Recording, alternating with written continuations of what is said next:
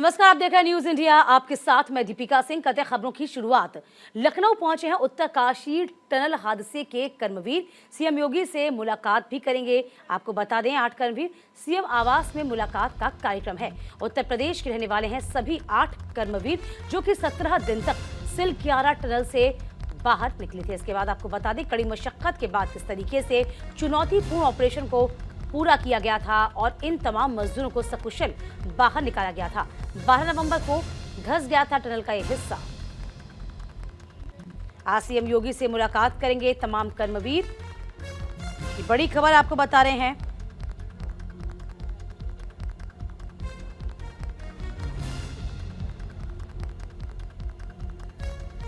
तो आज का दिन बेहद खास है। सीएम योगी से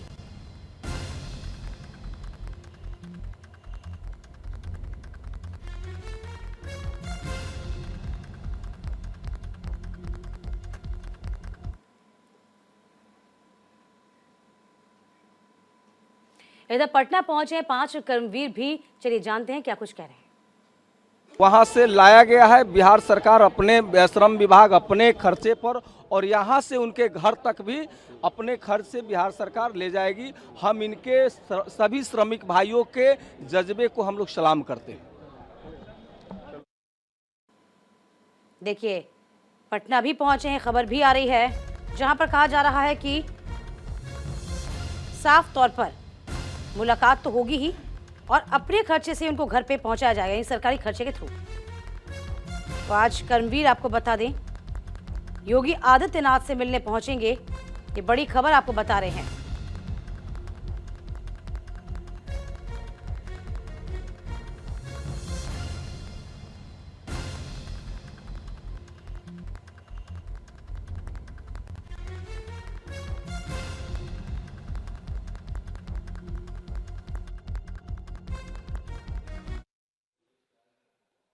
मैं लगभग 30 घंटा तो बहुत ऐसा लग रहा था कि हम लोग यहाँ से नहीं निकल पाएंगे, क्योंकि वहाँ कोई सुविधा नहीं थी ना ऑक्सीजन की, ना पानी की, ना कुछ खाने पीने की। लगभग हम लोग 30 घंटे कुछ न खाए, वैसे मतलब केवल पानी भी था वहाँ पे जो बचा था, वही पानी पी के मतलब टाइम पास कर रहे थे। स्टार्टिंग में केवल हम लोग को थोड़ा दिक्कत लग रहा था, थोड़ा घबराहट, डर लग रहा था।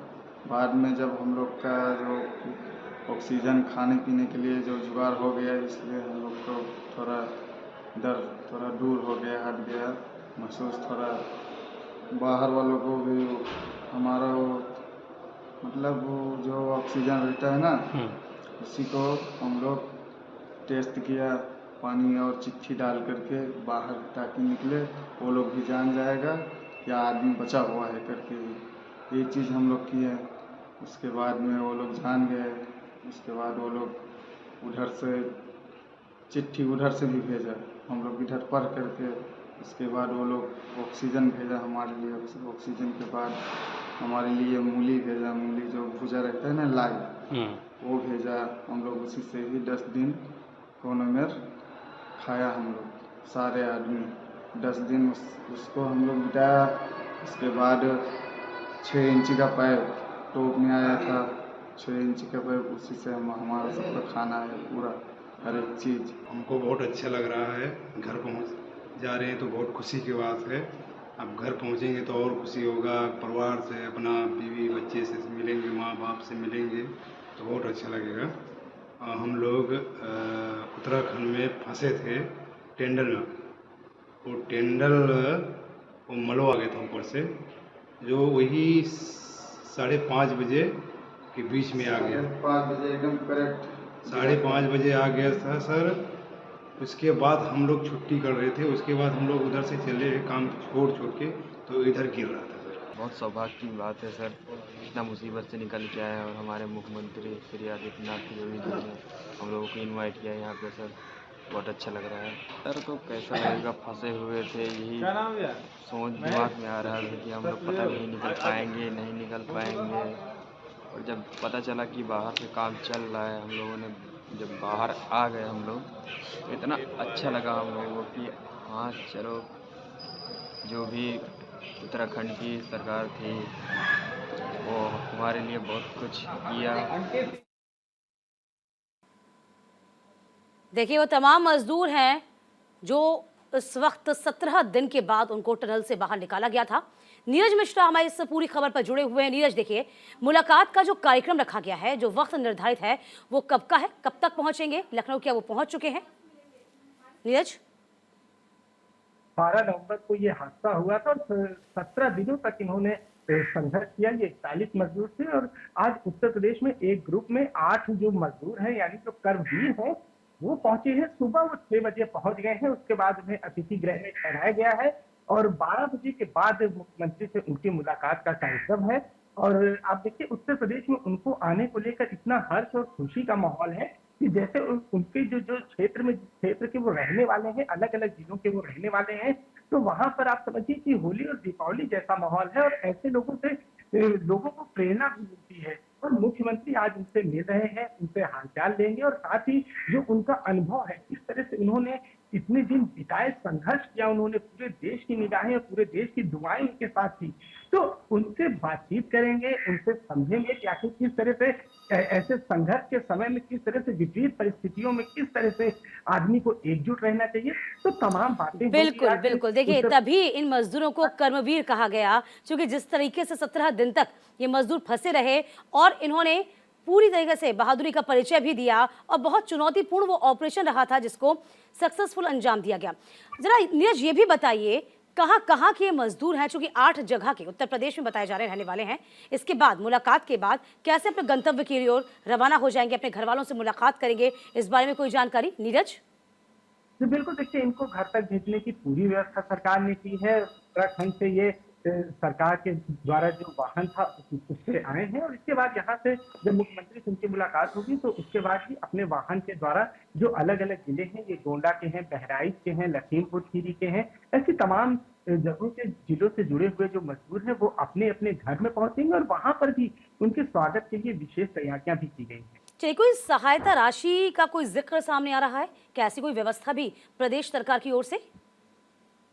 जी बिल्कुल, देखिए सहायता राशि निश्चित तौर पर मुख्यमंत्री जब ऐसे कर्मवीरों से मिलते हैं, ऐसे लोगों से मिलते हैं जिनसे प्रेरणा पूरा उत्तर प्रदेश ले सकता है, तो निश्चित तौर पर सहायता राशि तो उनको दी जाएगी और साथ ही साथ उनके स्वागत की भी भव्य तैयारी की गई है उनके अपने अपने जिलों में जो स्थानीय प्रशासन है उसके द्वारा। चलिए, अंतिम सवाल यही मेरा कि उत्साह कैसा देखा जा रहा है इन तमाम कर्मवीरों में, जो कि अपने खुद के मुख्यमंत्री से उनकी आज मुलाकात होने वाली है? देखिए उत्साह बहुत ज्यादा है क्योंकि उत्तर प्रदेश से वो उत्तराखंड गए थे काम के सिलसिले में और देखिए जिस तरह से 12 नवंबर को वो दुर्घटना हुई और उसके बाद टनल में वो फंसे रहे और किस तरह से जीवटता के साथ उन्होंने संघर्ष किया, इस बात का गवाह पूरा देश है और लोगों की दुआएं थी। अब वो वापस सुरक्षित आ गए हैं, अपने घर आ गए हैं, अपने उत्तर प्रदेश आ गए हैं, तो मुख्यमंत्री से मुलाकात करना अपने आप में एक बड़ी बात है और उसके बाद जो वो अपना अनुभव साझा करेंगे और साथ ही साथ जब वो अपने जिले में पहुंचेंगे तो वहां पर भी उनका भव्य स्वागत होगा। तो कुल मिलाकर उत्तर प्रदेश में उनको आने को लेकर बहुत ही खुशी और हर्ष का माहौल बना। चलिए, बहुत शुक्रिया आपका तमाम जानकारी देने के नीरज। और वाकई में इन कर्मवीरों का हर जगह स्वागत हो रहा है जिसको डिजर्व भी करते हैं। बढ़ते हैं खबरों में आगे। दिल्ली में सीएम केजरीवाल से मिलेंगे रेड माइनर्स। यहाँ सिलक्यारा टनल खुदाई में इन्होंने अहम भूमिका निभाई थी। टनल से श्रमिकों को निकालने में कड़ी मशक्कत की गई थी। आज शाम 4 बजे सीएम केजरीवाल से मुलाकात होगी। दिल्ली जल बोर्ड में काम कर रहे हैं कई बचाव कर्मी, पाइपलाइन और सीवर डालने का भी काम करते हैं। तो बड़ी खबर आपको बता दें, रेड माइनर से मुलाकात करेंगे आज अरविंद केजरीवाल।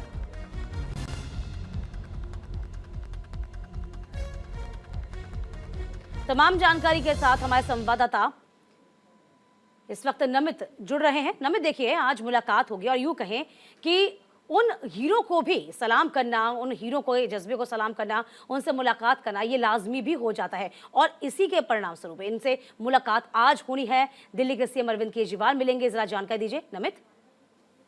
देखिए बिल्कुल, जो दिल्ली रेड माइनर्स रहते हैं जिन्होंने उत्तरकाशी के अंदर 41 मजदूरों की जान बचाई, क्योंकि उनकी जान बचाने में सबसे अहम योगदान जित रेड माइनर्स का था। उसमें से कुछ रेड माइनर्स दिल्ली के अंदर भी रहते हैं और जो दिल्ली जल बोर्ड के अंदर काम करते हैं, दिल्ली जल बोर्ड के द्वारा जो दिल्ली के अंदर सीवर पाइपलाइन डाली जाती है उनमें वो लोग काम करते हैं। तो ऐसे में बचाव दल की टीम में जो दिल्ली के अंदर से लोग शामिल थे, उनसे आज शाम को 4 बजे दिल्ली के मुख्यमंत्री अपने आवास पर उनसे मुलाकात करेंगे, उनसे पूछेंगे कि आखिर कैसे उनका ये संघर्ष भरा सफर रहा, क्योंकि तकरीबन 1 सप्ताह से भी ज्यादा का वक्त तमाम बचाव कर्मियों को लगा जब उस टनल को खोदा गया। कई कोशिशें नाकाम भी हुई, लेकिन आखिरकार उस टनल में से 41 मजदूरों को निकाला गया। तो बड़ी जानकारी ये है कि 4 बजे जो दिल्ली के अंदर कुछ ऐसे रेड माइनर्स हैं जिनसे मुख्यमंत्री मुलाकात करेंगे। वो कितनी संख्या ऐसी बताई जा रही है और रेड माइनर्स जो हैं क्या पहुंच चुके हैं दिल्ली और इस वक्त वो कहां पर हैं?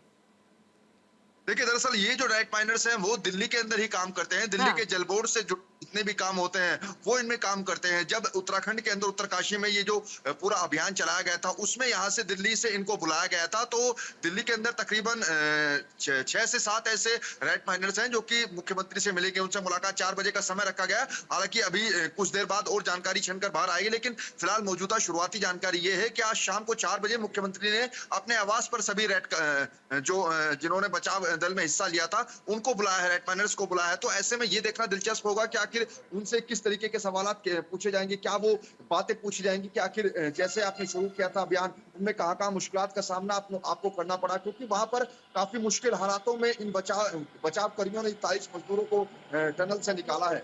बिल्कुल चुनौतीपूर्ण वो ऑपरेशन था जिसको न सिर्फ देश ने बल्कि पूरे विश्व ने सराहा। बहुत शुक्रिया नमित इस खबर पर जानकारी देने के लिए आपका। इधर पटना पहुंचे हैं 5 कर्मवीर भी। जी हां, आपको बता दें पटना में उनका भव्य स्वागत किया गया है और इसी के साथ साथ उनको उनके गंतव्य तक पहुंचाने की जिम्मेदारी खुद राज्य सरकार ने ली है। तो पटना एयरपोर्ट पहुंचे हैं 5 जो कि बिहार राज्य से संबंध रखते थे, बिहार राज्य के निवासी हैं। सिलक्यारा टनल में फंसे थे तमाम कर्मवीर जो अब अपने अपने प्रदेशों के लिए रवाना हो चुके हैं। तो खबर पटना से, जहां 5 कर्मवीर पटना से पहुंचे हुए हैं। तो पटना एयरपोर्ट पर उनका भव्य स्वागत किया गया उनका। किस तरीके से जिंदगी की जंग 17 दिन में जीती है, उनके जज्बे को भी सलाम है। उस रेस्क्यू टीम को सलाम है जिन्होंने कड़ी मशक्कत के बाद इन तमाम मजदूरों को सकुशल वापस बाहर निकाला। देखिए, अलग अलग जगह आपको हर जगह से न्यूज़ इंडिया अपडेट दे रहा है।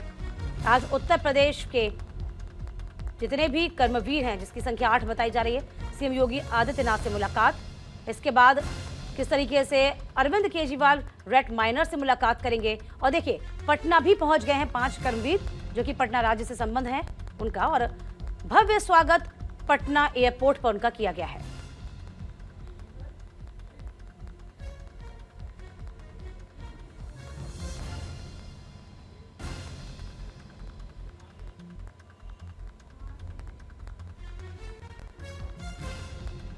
तो पटना एयरपोर्ट पर उनका भव्य स्वागत किया गया है। सिलक्यारा टनल में फंसे तमाम कर्मवीर।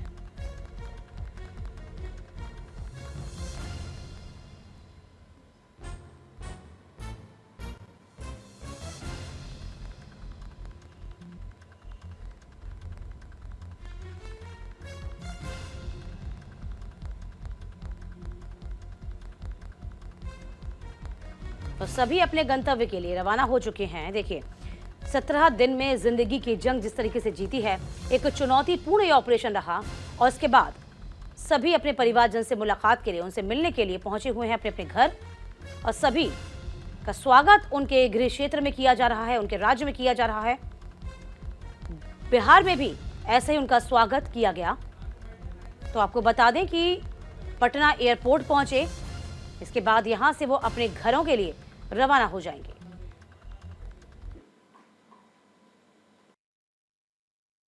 हाँ जी, उन्हीं का सबसे बड़ा इसमें ये था कि निकाला जाए उन लोग को। तो सबसे ज़्यादा बहुत सहयोग किया उन लोगों ने।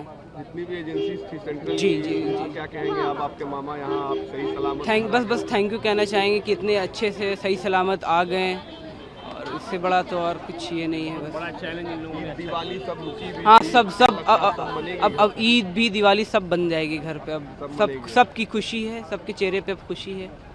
ईद और दिवाली अब मनेगी घर पे। हाँ जरूर मिलेगी, बहुत मिलेगी। हाँ बहुत उससे बढ़ के खुशी हम लोग को हुई है। ईद और इससे भी दिवाली से भी बढ़ के खुशी हुई है। आप क्या कहना चाहेंगे? परिवार का सदस्य 17 दिन के बाद घर लौटा। हाँ सर, तो बहुत खुशी हुई, बहुत खुशी हुई।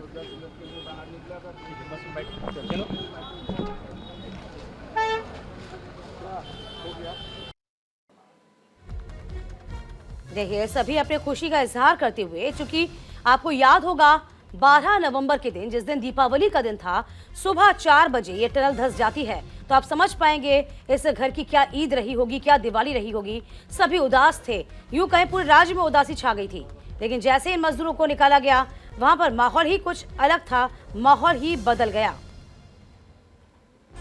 तो अब ईद भी मनाई जाएगी, दिवाली भी मनाई जाएगी और ये लाजमी भी हो जाता है, क्योंकि तमाम जो कर्मवीर हैं 17 दिन तक जिंदगी की जंग जीत रहे थे, उन तमाम कर्मवीरों को किस तरीके से सकुशल बाहर निकाला गया।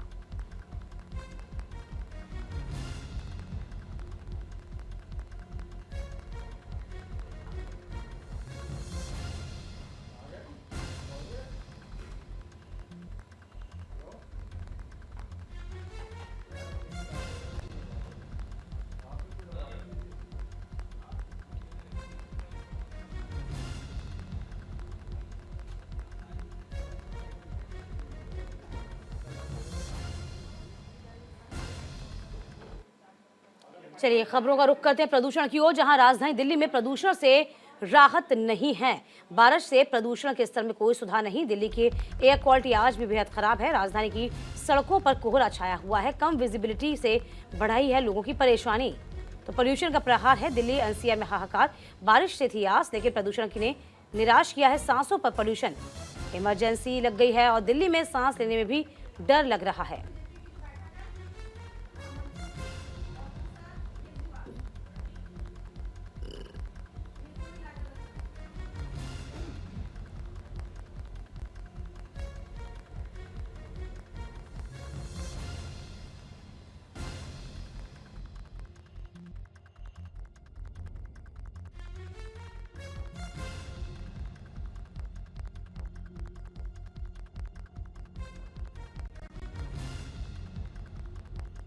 पोल्यूशन है। हम लोग सुबह सुबह मॉर्निंग वॉक के लिए निकलते हैं तो काफ़ी सांस लेने में दिक्कत होती है, पहले से बढ़ा हुआ है। अभी फिलहाल में बारिश हुई थी तो इसकी वजह से कुछ कम नहीं हुआ, थोड़ी बहुत राहत मिली, पर अभी भी काफ़ी ज़्यादा ही है। सरकार प्रयास करेगी तो फिर ये थोड़ी नहीं हाल होगा। काफ़ी सरकार तो अपनी तरफ से जो करती है वो करती है, लेकिन अभी तो काफ़ी ज़्यादा ही हो रहा है। हाँ, मास्क लगा के आ रहे हैं ना, मास्क लगा के अपने सुरक्षा रख के जा रहे हैं। फिर भी घूमना सुबह के टाइम तो थोड़ा, हम तो सीनियर सिटीजन है, घूमने के टाइम मास्क वगैरह लगा अपने सुरक्षा। बिल्कुल इतना सांस फूल जाती है, एक 10 मिनट रहे तो।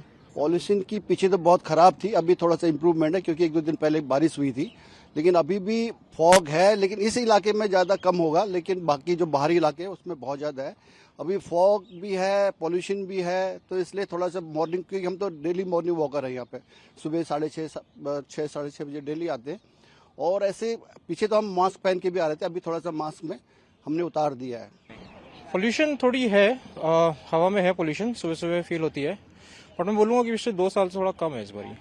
पिछले 2-3 साल में बाहर निकलने में बहुत दिक्कत हो रही थी, इस बार थोड़ा कम है। पता नहीं क्या रीज़न है, बट इस बार पोल्यूशन कम है, लेकिन फिर भी नॉर्मल से तो बहुत ज़्यादा ही है। मतलब AQI 600 टच हो रहा है सीज़न में भी, और तो बहुत ज़्यादा है इस बार भी पोल्यूशन। बिहार से इस वक्त की बड़ी खबर है। आज से सभी सरकारी स्कूल पे नए टाइम टेबल लागू हो जाएगा। शिक्षा विभाग की ये निगरानी पूरी होगी इसमें। आज से बिहार की सरकारी स्कूल में बड़ा बदलाव भी होने जा रहा है। इसके साथ ही आज से पढ़ाई में कमजोर बच्चों के लिए मिशन दक्ष की भी शुरुआत होगी। सभी सरकारी स्कूलों से शिक्षा विभाग की तरफ से लागू की गई नए टाइम टेबल के अनुसार आज खुलेंगे। आज से सुबह 9 बजे स्कूल खुल जाएंगे, दोपहर 3:30 बजे छात्रों की छुट्टी होगी और वहीं शिक्षकों को 5 बजे छुट्टी दे दी जाएगी। छुट्टी के बाद बच्चों के लिए विशेष कक्षा की भी व्यवस्था की गई है।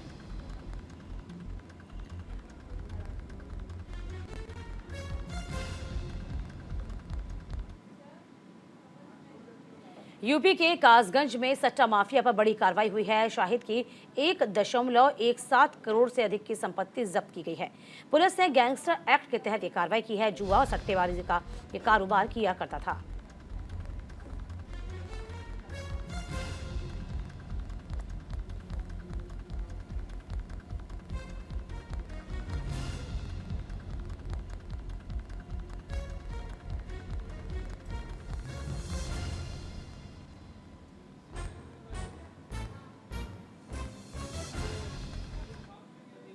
हरियाणा के कुरुक्षेत्र में स्टेट नारकोटिक्स कंट्रोल ब्यूरो के प्रमुख अतिरिक्त पुलिस महानिदेशक ओपी सिंह और पुलिस अधीक्षक अनिल कुमार की दिशा निर्देश पर प्रदेश भर में नशा तस्करों के खिलाफ विशेष अभियान चलाया जा रहा है। नशा मुक्त हरियाणा, नशा मुक्त भारत के तहत कार्रवाई करते हुए Haryana state narcotics control bureau ने और उसकी यूनिट ने कुरुक्षेत्र महत्वपूर्ण सुराग जुटाते हुए कैंटर सवार 2 नशा तस्करों से 125 किलो डोडा चूड़ा बरामद करने में सफलता हासिल की है।